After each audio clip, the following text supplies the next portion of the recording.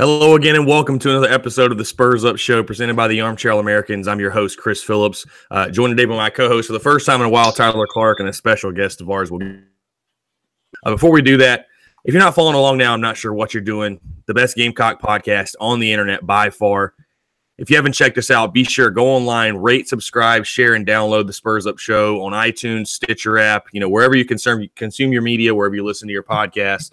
You can also check us out on social media on Twitter at ArmchairSCar. That's going to be at ArmchairSCAR. Instagram at ArmchairSCarolina. And, of course, please go to ArmchairAmericans.com. Like I mentioned, this is a podcast brought to you by the Armchair Americans, localizing your sports coverage content. So be sure to go to ArmchairAmericans.com for all of your latest breaking Gamecock news coverage. The podcast, of course, and anything else sports related. So like I said, we do have a special guest today. That we had Alex Reynolds on our show last week, talk a little bit of recruiting. As all of you know, yesterday was National Signing Day. We were recording this Thursday morning, the day after. So yesterday, National Signing Day, a ton of news going on. We're going to bring in our very own from Armchair Recruiting. He's a huge contributor to Armchair South Carolina. If you do follow along with it, you've probably seen a lot of his articles, interviews with top recruits. I want to welcome Thomas Floyd to the show. Thomas, how's it going, man? We appreciate you coming on. I'm sure you were very, very busy yesterday and can't wait to talk about it with you. Yeah, it's a great day for Carolina yesterday, getting two big recruits. Thanks for having me, man. Yeah, absolutely. Now, before we go any further, I do want to mention, like I said, Tyler Clark is back with us, my right-hand man and co-host, first time in about a month, I'd say. Tyler, I want to ask, how have you been, man? I know you've been really, really busy, and I'm glad to have you back on with me. I'm good, man. I don't think I've ever been this busy in my entire life. So it's good to be back. Looks like we'll have to do mornings from now on. Yeah, I know you're coaching baseball and the semester just started and things have been going crazy, so for sure. So glad we could all get back together. So want to dive right into it. Obviously, yesterday, National Signing Day, a lot going on. I will say I think the early signing period sort of took away some of the luster from National Signing Day yesterday. It wasn't quite as crazy as in years past. I think, it was, especially for South Carolina, there were really only two, maybe three guys you had your eye on all day, with John Mincy and Rick Sandage being the main two. First thing I'll ask both of you guys, we'll start with you, Tyler. Talk about how you feel the early signing period affected National Signing Day yesterday. Did you like it? Do you not like it? Kind of what's your overall take on it? I'm kind of in between on it because I feel like last year, the first time me and you really had to cover it, that whole day was like complete chaos of football, and I kind of liked it. But now seeing it 2 different days, when you sign 20 guys in the first signing day, the second one's not very cool. And it seems like you're kind of rushed to, if you need something, you don't have much time to get it. It just felt kind of chaotic, and I don't know if I liked it, but yeah, yesterday wasn't as fun as the first signing day, that's for sure. Yeah, Thomas? To me, I mean, I like the way it is now, but I wish they would just go to either make it all one day or all the other day. That way it has the same, like, oh my God, like what's happening thing like they did before with recruits. And obviously more kids are going to sign in December because a lot of them know if they're going to be actually committed or not. They're just messing with schools like how some kids do and just flip on sign day, like we saw yesterday with a lot of kids throwing hats and stuff. But yeah, to me, I like it. I think it helps the coaches, and I think it helps them get ready for the classes in the future. Yeah, definitely. I tend to agree with you with that. I would like to see them make it all one day. Whether that's going to be all in December or all in February, like traditionally National Signing Day, normally is. But I definitely think South Carolina found they were on the beneficiary side of it, as far as like when teams are going through coaching changes, you're really able to flip recruits and kind of get guys maybe you wouldn't normally get if the schools had another month or two to recruit them. So I don't know. There's pros and cons to both, but yeah, I kind of like one day. It just takes – yesterday I felt like didn't really have the drama as, obviously years before. But moving on, South Carolina, top 20 signing class, and, I'd say the majority of the major recruiting services with the Rivals and 247, I've seen like 18th and 19th. Excuse me. I've seen like 18th and 19th. I'll ask you guys, and Thomas, we'll start with you. How, just overall, just taking about a 30,000 foot view of this signing class, how would you grade the signing class overall for South Carolina? I give it a B, mainly because we didn't get Xavier Thomas or KJ Henry or any of the other, like Dax Hollifield, any of the big blue chip recruits that we were in the race for. We lost most of every big race like that, except for DeCarrion Joyner and Rick Sandage were the only two ones we really beat. for, but it shows that we can compete with those other schools, which I think is great for our future. But I think right now with the amount of DBs we got, which I like a lot, I think that's going to be the big impact in this class is the defensive backs we got. But I would have to give it a B. Tyler, what do you think? I agree with Thomas. You know, in order to get an A class, I feel like you have to land one of those big guys, not necessarily a 5-star, but, you know, a top, 50 or so recruit. Yeah, you got to get those. And it just so happens that all the, pretty much 5-star guys that were considering us were defensive linemen. To only land one of them out of probably 6 or 7 defensive linemen they were chasing. That part's not so good, but, the rest of the class is pretty solid. So I'd also give it a B. Yeah, I know I ran the Twitter poll last night. I think it's still going on in Armchair South Carolina about the grades of the class. I think we had about 70%. We're sitting right at B. But, yeah, I agree with you guys. I mean, I think this was a really tough class as far as, the defensive line recruits they were chasing were also being chased by Georgia and Clemson and a lot of the other top schools. And, I mean, we saw, we obviously all saw what Georgia did, just an unreal recruiting class, number 1 in the country by a wide margin, I'd imagine. So, but yeah, I mean, closing it out, I definitely think, getting Rick Sandage, Dylan Wanham, even like Jovan Gwynn on the offensive side of the ball on the, line of scrimmage, but closing out with Rick Sandage, I definitely think if they'd have missed out on Rick Sandage, it would have been a huge, huge, huge blow. And I want to talk about obviously the late additions. Dylan Wanham committed on Saturday, Rick Sandage yesterday at 2:30. Talk about, Thomas, start with you again, just the importance of landing those guys. Like I said, I mean, I definitely think that Rick Sandage was the kind of guy that was sort of in like a Jemias Williams position last year where, you felt good about South Carolina the entire way. And then kind of the last month, he's a Georgia kid, Georgia was making a push. And I think Gamecock fans, including myself, and I know Tyler, I saw his tweet, we got a little uncomfortable. It was like, it was yesterday when I was watching the live feed of his decision. It was, I don't know if I was more celebratory or it was just kind of like a sigh of relief, when he put the Gamecock hat on. So talk about, just the impact of, closing out the signing class, with Rick Sandage, because in my opinion, I think he was kind of the exclamation point that the signing class absolutely had to have. Well, I'll start with Wanham, and to me, Wanham could end up being a 2 or 3 year starter at right tackle and then move to left tackle in senior year. The kid has the size. If you see the picture of him with DJ Wanham, his brother, who also played at South Carolina. Oh, yeah. Huge. If you see the picture of them, he's humongous. He is a monster. And his film, from what I've seen, is pretty great. At Tucker, where he played at, they were a run-heavy style offense. So, obviously, with most freshmen incoming, have to improve their pass technique their first year, but he could end up being a starter as a sophomore. And to me, Sandage, this is an insider theory that only I probably thought of. His mother, I can't think of her name. I think it's like Keisha Sandage or something. Yeah. His Twitter profile, his bio says, "I'm just trying to make mama proud." His mom was a South Carolina graduate. That's why I felt positive about this guy the entire time. And anyway, Sandage is a 3 technique that's gonna he'll be a contributor day 1. He's gonna be in the rotation as soon as he gets to South Carolina, and I think he'll end up being a starter for the rest after his first year. Him and Javon Kinlaw, if you put them together on the defense line inside, I don't know what guards would beat them every time and win. He's going to be an absolute monster. I think so. He just has to, he does start high sometimes when he straight off the ball in this film. Other than that, the kid's going to have a great career at South Carolina. Yeah. Tyler. I agree that, those 2 guys are must-haves. It didn't seem like there were any other, lower guys that we were worried about. It was just those 2. And I feel like without both of them, it kind of would have left fans, asking, could this have been a lot better? What else could we have wanted? But you land both of them, and it kind of answers all the questions. Yeah, I agree. I think it would have dropped, honestly. We're talking about the grades of the class. I think it would have dropped the class from probably a B to a C. I mean, I think those are the kind of impact those guys are going to have. I wouldn't be surprised to see Dylan Wanham play really early. And, yeah, I completely agree that Rick Sandage is going to play as a freshman. No questions asked. He's going to be thrust into a role, I think, almost kind of like Jemias Williams was. We're talking about, obviously the needs the Gamecocks had on the offensive and defensive lines, line of scrimmage. I'll start with you, Tyler. Do you feel, just looking at this class, I mean, South Carolina did a pretty good job, I felt like, addressing their needs. They got, while they didn't get maybe those top blue chip recruits, they were still able to stock this class with, A lot of defensive linemen, some talented, skill players on offense, some talented offensive linemen. You got guys, again, like Dylan Wanham. Hank Manos was another one. Jovan Gwynn.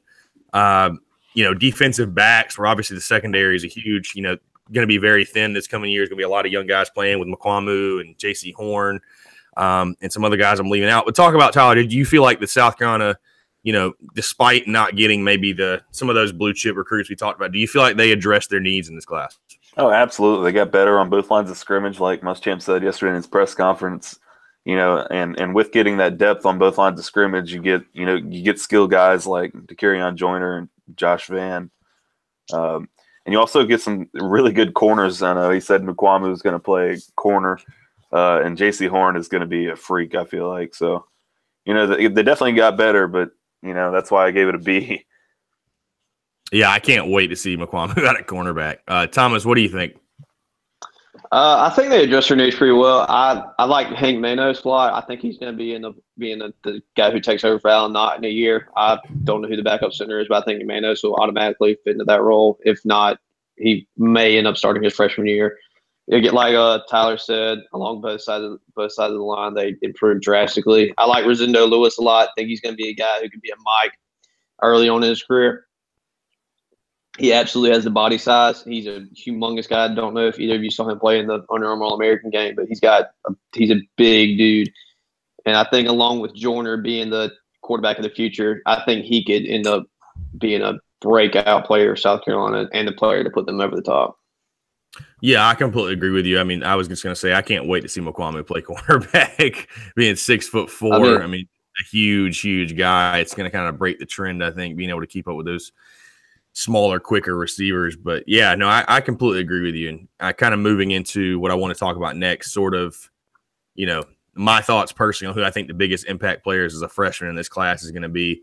We already talked about a couple. I definitely think Dylan Wanham, Hank Manos is going to have a huge opportunity to have an impact. Like you said, I don't know who the backup center is, but we talked to Alex. Like I said, we talked to Alex Reynolds last week. He was extremely high on Hank Manos as well. I think Hank Manos has got a chance to play a lot right away. I mean, you never want to see – I mean, you don't normally want to see freshman O-linemen playing a ton just because, you don't really feel like they're developed. However, he is in early. He's there in the spring right now enrolled, so I wouldn't be surprised to see him play a ton. I think Rosendo Lewis is going to have a big impact. I mean, I think you'd be remiss to think that somebody like J.C. Horn and McQuamu aren't going to have big impacts because they're going to play a ton early. And then probably the biggest guy, maybe the biggest guy for me, Josh Van. I think he's going to be put into like a Shi Smith type role. I mean, just looking at him on film, I mean, his playmaking ability, his athleticism, obviously it jumps off the page. So, and then of course, like we mentioned, Rick Sandage, I think is going to have a huge opportunity to make a big impact early. He's going to have some help on that defensive line, but I think he'll fit in, perfectly in that rotation. So, Thomas, talk about guys you think, obviously I rattled off 4 or 5 names, but talk about, maybe if there's one or 2 or 3 guys that you think who you think out of this class will be the biggest impact players, as a true freshman in the fall in 2018.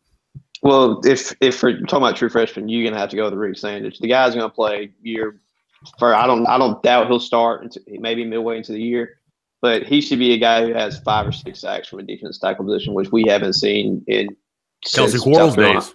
Yeah, that's what I couldn't think of his name. Yeah, that's going to be his role. He's going to be I think he can be the next big name along with DJ Wanham this year, who had a breakout year on the defense line. And on the offense side of the ball, I think you have to go with Josh Van, but he's going to be in a crowded wide receiver room behind Brian Edwards, Deebo Samuel, Sheehan, or Trey Smith. It's just hard to say on offense because, I hope De'Carrion Joyner gets a chance to play, but, obviously Bentley is going to be the quarterback for foreseeable future unless he kills it this year against the NFL, which I highly, highly doubt. But I think I'm going to have to go with Hank Manos for offense line. I think he could end up starting year 1. I think he could have a really big impact if he gets his weight up. Yeah, I agree. Tyler? I think my guy is obviously Rick Sandage, but, I think him and J.C. Horn are both, go hand in hand. I think they're both going to be starters.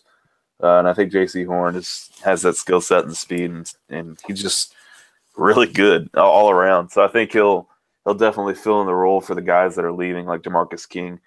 I think he'll have a huge year next year. He just seems like that guy who comes in here. And there was a poll I saw like a month or so ago. I think it was ESPN that did it. They did top 25 impact freshmen, like true freshmen for next season.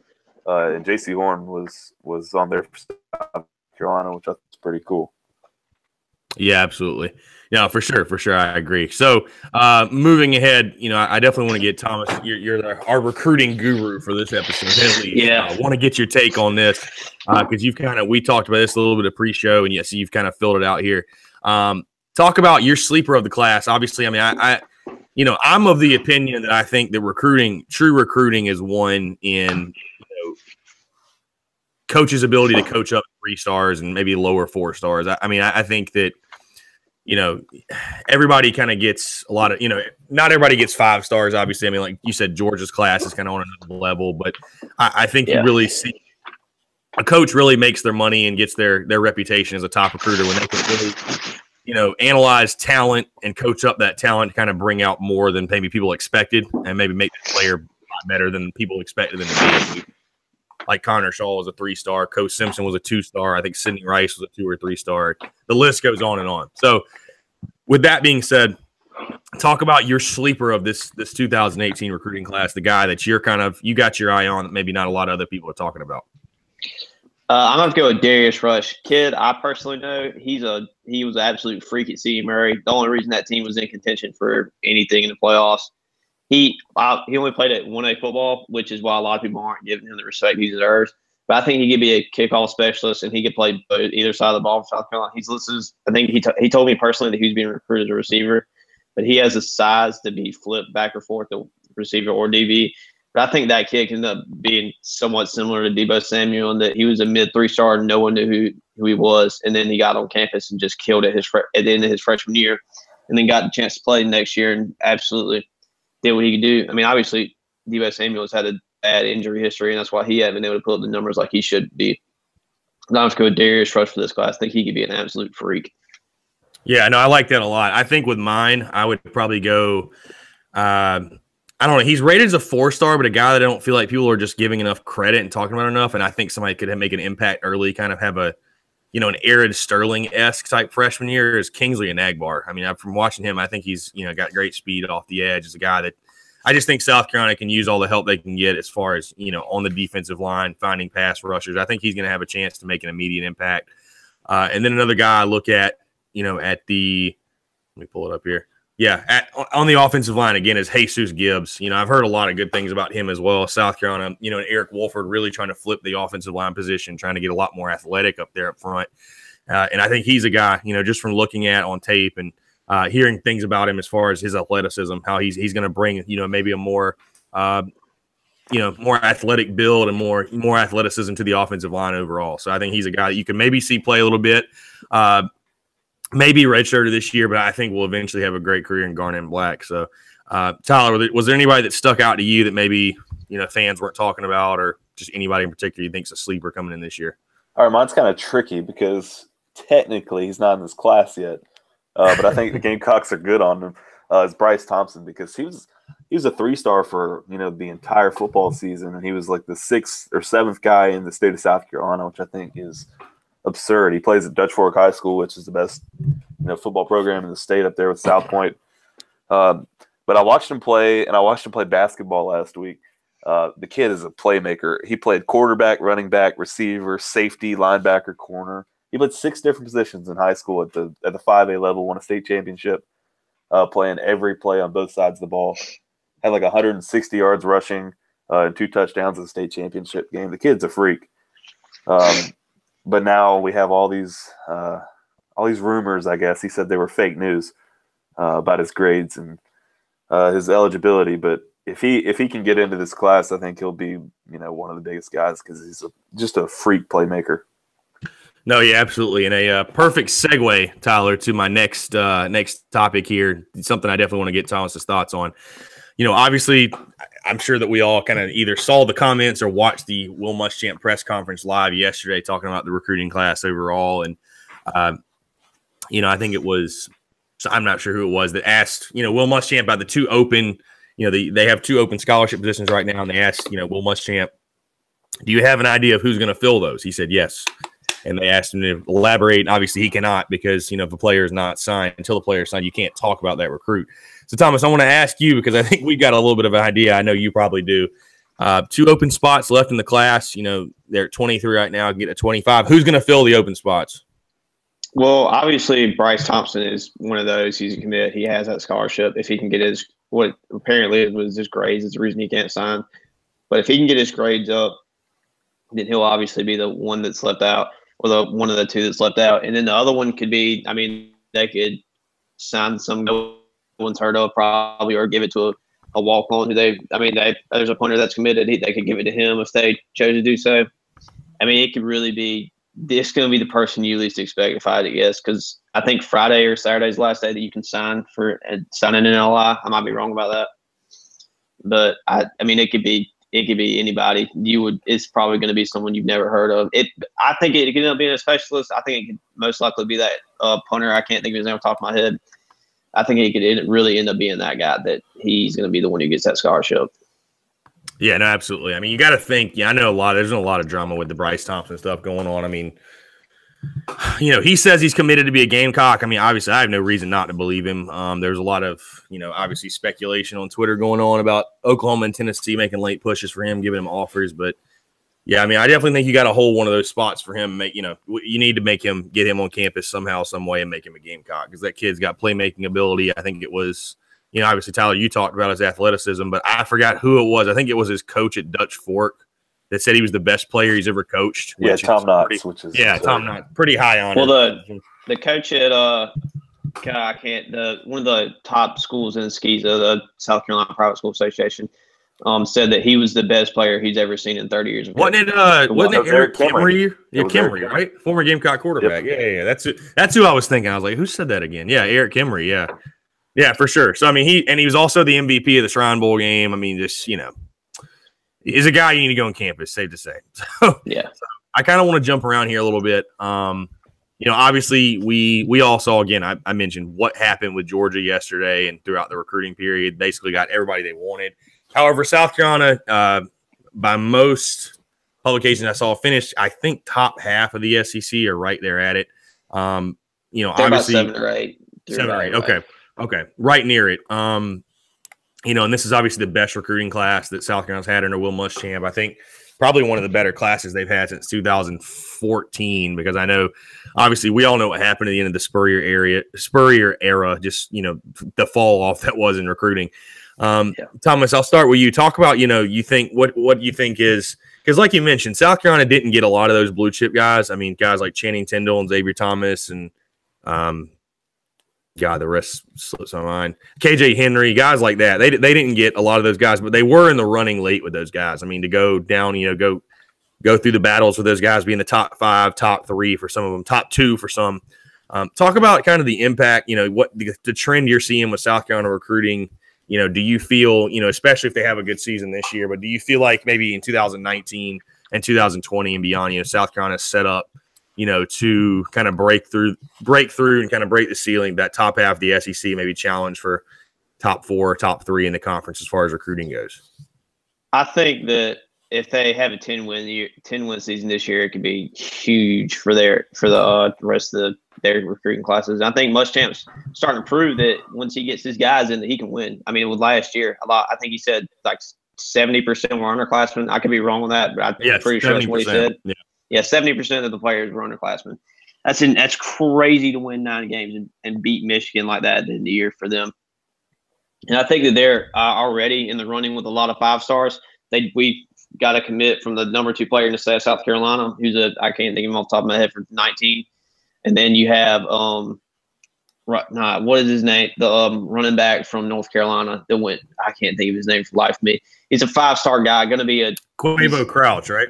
Yeah, Quavarius. I think it's Quavarius Crouch. Quavarius Crouch. Yeah. I just say Quavo. I always think of those when I see his name. So Quavo Crouch. Quavo Crouch. He could be. If they could get that guy, then it will start to show that we're here. South Carolina's ready to recruit with anybody, because he could be a guy who could be a Marcus Lattimore type impact with the way he runs the ball. Please go watch his film. He's an absolute freak. Yeah, that's definitely what I've heard. I mean, that's kind of. I know that South Carolina too. They've gotten a really quick start on 2019. I think they've got like 10 commitments for that 2019 class already, which is, I mean, to have 10 commitments. That's 7, which is Oh, pretty 7. big. Okay. Yeah, 7 in National Signing Day of 2018. I feel like it's a pretty big number. I mean, so we'll kind of see what happens. So I know we got to get you out of here, Thomas. I'll finish up with this for a question for, we'll talk about with myself, you and Tyler. Will Muschamp, I think his kind of go-to quote when he talks about recruiting classes is, we'll know about this class in 2 or 3 years or 4 years or whatever, 2 or 3 years. We'll kind of know the impact of this recruiting class. So I'll start with you, Tyler, and then I'll move to you, Thomas. Tyler, just with Will Muschamp's, comments, we'll know about this class in 2 or 3 years. In your opinion, do you think this will be the recruiting class? I know it's kind of tough to say, but I kind of want just want your take, your gut feeling. You think this will be the recruiting class that sort of, breaks that ceiling for South Carolina or helps South Carolina break that ceiling of, like Thomas was saying, maybe getting to 10 wins, maybe challenging Georgia and, because I think it's obviously a building block on each other. Kind of what comes first, the chicken or the egg. You have to win first to get great players. You have to get great players to win. So do you think this will be the recruiting class we're going to look 2 or 3 years down the road and say that was the class that kind of, put South Carolina over the top or sort of turn the tide for South Carolina overall? Oh, it's so tough to say, but it would be between this class and last year's class. I really like last year's class a lot. There's a lot of skilled players in last year's class, and obviously Javon Kinlaw. But I do like this class a lot, and I think we'll start to see, going into spring, we'll see some guys that were early enrollees, and we'll see a lot in the fall. I think I'd be better off to answer that question then. But it's certainly possible because you get a quarterback, you get a receiver. You get a lot of depth on the offensive, defensive line, just a lot of different positions that could make that possible. Yeah, no, absolutely. Thomas, what's your opinion on it? I think it could end up being the class pushes over the top, but I don't think it'll be this year. I think it'll be next year's class. Could be the one who really sets them as stone as their competitor in the SEC because we all know what Georgia's going to be bringing to the table for the foreseeable future unless Kirby Smart leaves. But I think with the DBs we have in this class, which is what I'm going to preach on and say they're going to be the biggest thing since probably DJ Swearinger and Stephon Gilmore and those guys, which is a really big leap. But I just think with the size this class has at cornerback and the athleticism, I think they could end up being completely shut down corners and be hard. And RJ Roger, a guy we haven't talked about at all, he's going to be a safety for us. Him along with Jalen Dickerson, who missed all last year, could end up being a lethal combo at free and strong safety next year. Yeah, it's funny. I was literally about to bring up RJ Roger because a guy I couldn't believe we hadn't talked about. He's a guy. He lays the wood. I mean, they haven't had since, like you mentioned, a DJ Swearinger type. And we all, obviously we all heard about Jalen Dickerson last year and the unfortunate injury he had and everything. But yeah, he's obviously a guy I think they're definitely expecting to jump in and be a huge contributor and somebody Will Muschamp was really high on. Yeah, personally, I tend to agree. Go ahead. Well, Muschamp said that he's I can't remember the exact quote, but he said he's the best safety or most talented safety he's coached since Earl Thomas when he was at Texas. So that's saying something about this kid.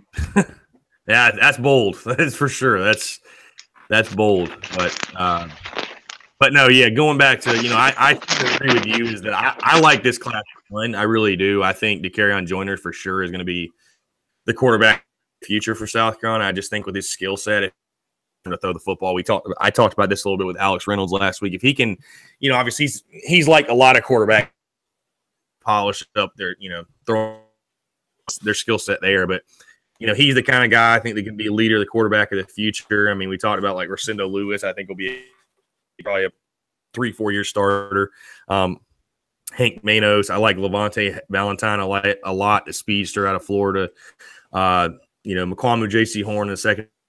Going to be Rick Sandage again. I keep skipping him for some reason. Sandage and Wanham. I think there's going to be a lot of guys that come out of this class that are going to be big time contributors for South Carolina. I agree with you. I think from what I've heard, I mean, that's why we bring you in and I bring Alex in. You guys are the recruiting gurus, not me. Yeah. But definitely from what I've heard, I mean, I've heard 2019 is a pretty stacked class, and I think South Carolina is definitely going to have, like you were saying, I think if they have another 10-win season, maybe. God willing, maybe more. I think they're going to have a big opportunity to make a huge, huge splash next year, be a top 15, maybe even top 10 recruiting class. So we'll kind of wait and see. Obviously it'll be fun to watch along. I mean, South Carolina's got, I think, 12 early enrollees right now on campus. Yeah. Already practicing, getting involved. I mean, going to be interesting to see what those guys are going to be able to do, and see what kind of early impacts we made out of this recruiting class. So, Thomas, like I said, I know you got to go. We appreciate you coming on. We're about to talk a little bit of Gamecock basketball, but appreciate you coming on. Obviously, it was a pleasure having you on the show. Let the people know, obviously, where they can find you, where they can find your work at Armchair Recruiting and stuff like that.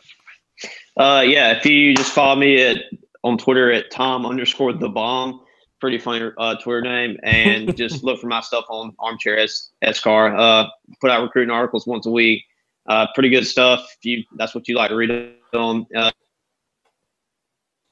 Yeah, no, for sure. And then also Armchair Recruiting at Armchair Cruton, same place that Alex was talking about last week, Armchair Cruton, CROOT.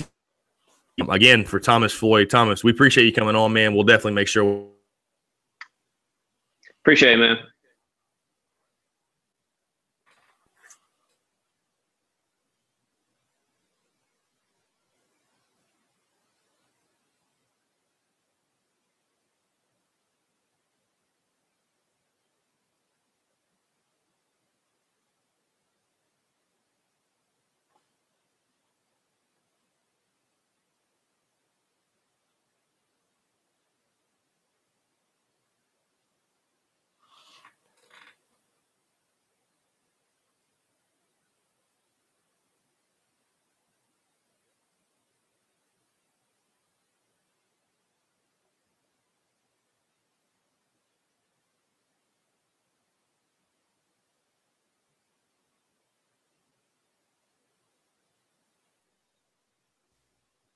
Yo.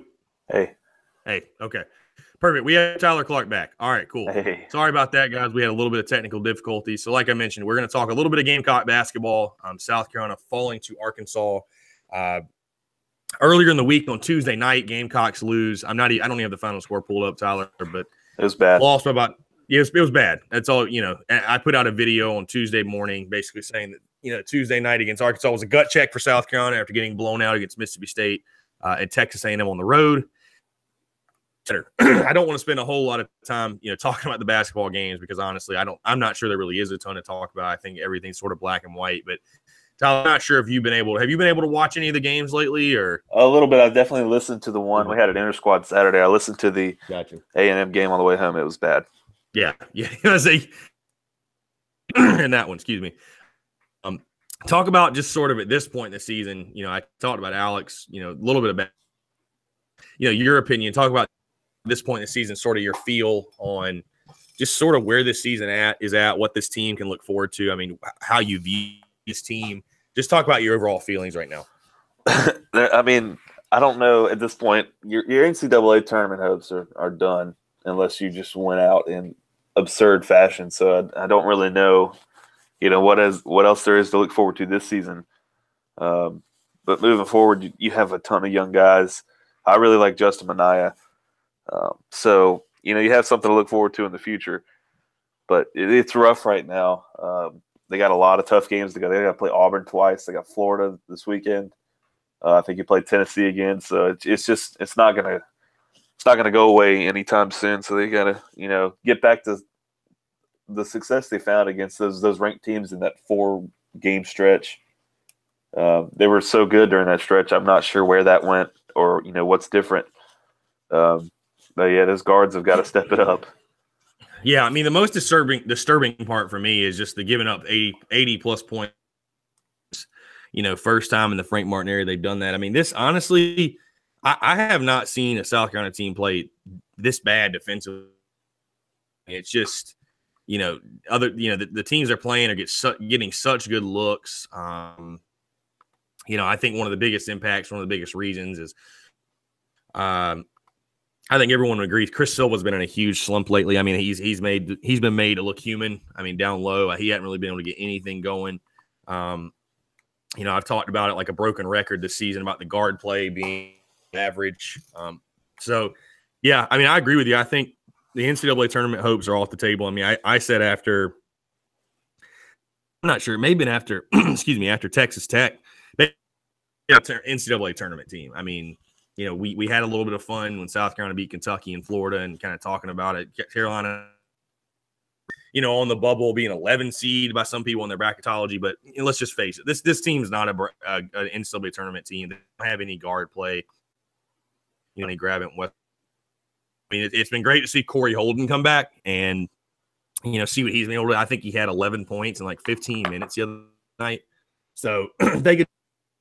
I would be interested to see kind of how the rest of the season fell. But I mean, when you lose a guy like Rakeem Felder due to suspension, Corey Holden's injured throughout the entire beginning of the year. And PJ Dozier, I think that's been one of the biggest things. Oh, no, yeah. I tweeted during, I think, the Texas A&M game. So, like, hey, PJ, we could have used you right now. Yeah. I think it was just so unexpected they didn't know how to replace him. Yeah, absolutely. I mean, these young guys, and it's just shown. I mean, like a guy like Justin Minaya. I mean, he's a freshman. I mean, he's just not – I'm not sure these guys – it's like Frank Martin said early in the season, we don't have any leadership. It's because this team is led by freshmen. And I mean, it's not freshmen that are McDonald's All-Americans. It's so I don't know. Yeah, I definitely think South Carolina's playing for the NIT right now. I mean, I really think, though, if this team can scrap and find a way, because they've got a gauntlet.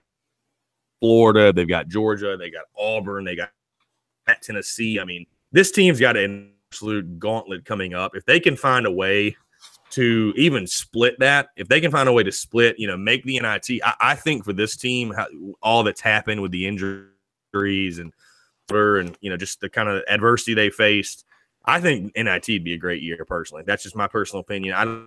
I don't know to be absolutely wanting to fire Frank Martin for an NIT appearance this year, just with what they've gone through. So, we'll kind of wait and see what happens with that. Like Florida, I believe is it in Colonial Life Arena or is it at Florida Saturday? We beat Florida at home a couple weeks ago. That's right. Perfect. Yep. So for sure. So Gamecocks play Florida Saturday noon tip for you on Armchair South Carolina regarding that. A couple of things just closing out what I want to touch on. Carolina Gamecocks in the Super Bowl is something we didn't get to talk about too much. I'd written a little article about Alshon Jeffrey's great catch in the game. I don't want to talk about it too much because Tyler Clark is a New England Patriots fan, so I don't think it's something he really wants to relive, but specifically just talking about the Gamecocks in the game. I know you were watching the game. Tyler, South Carolina got a lot of publicity on Sunday night. I mean, I think they were the most by far in that Super Bowl broadcast. Yeah, it was awesome. And the battle was much better than I thought they would be at. I didn't think they'd be on each other that much, but Gilmore was I think they wanted that, to be honest. It was a lot of fun to watch. Gilmore was intense, man. This year wasn't his best year, and I think Buffalo Bill fans will, agree. He didn't look that good the last couple of years, but these last couple playoff games, he really stepped it up.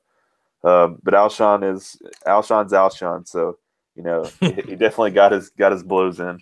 That touchdown and pass was unreal. Yeah, that was unreal. I mean, I thought it was really interesting to see those guys kind of jawing back and forth with each other. I mean, it really seemed like they I mean, obviously competitors on the field is that they're, I know they're friends off the field. They were roommates in college, but it was fun.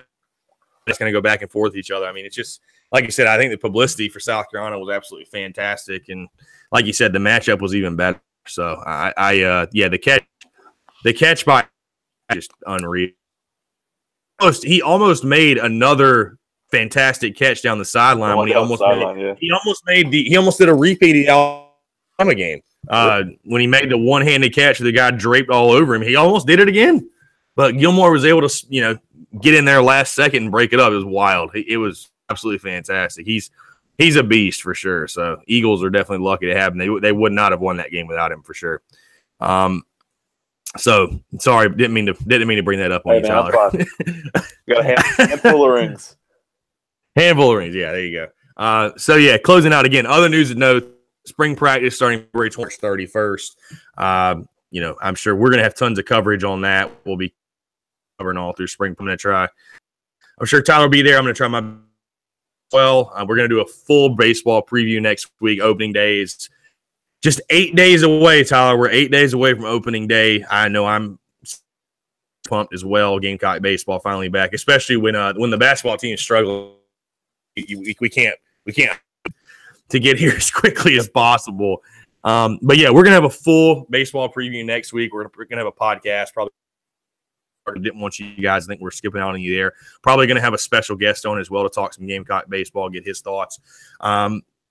Most likely, I mentioned South plays Florida in basketball. I'll probably be live from Flight in Charlotte, North Carolina. I live in Charlotte, for those that don't know.